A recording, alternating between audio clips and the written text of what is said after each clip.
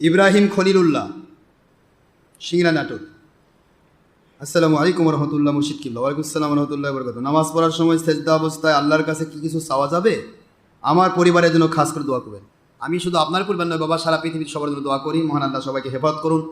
আর বিশেষত আমার মুরিদ মুতাকিদ যারা, তাদেরকে আমি আমার দোয়ার মধ্যে রাখি, যে তাদেরকে মমিনে কামেল, মুসলিমে কামেল, ওলিয়ে কামেল হিসেবে কবুল না করে যেন আল্লাহ পাক তাদেরকে কবরে না নেন। আমার প্রত্যেক দোয়া এটা থাকবে, দুনিয়াতে গয়বি মদদ এবং আখিরাতে জান্নাতি হিসেবে যেন কবুল হয়, এই দোয়া আমার থাকবে। আমার মালিক যদি কোনো একদিনের দোয়া কবুল করেন, ইনশাল্লাহ আপনি ওলি হয়ে বলবেন। আমার মালিকের উপর নির্ভরশীল, আমি পারবো না বাবা, আমার মালিকের উপর আমি নির্ভরশীল। তিনি যদি দয়া করেন, ইনশাল্লাহ আপনারা ওলি হবে।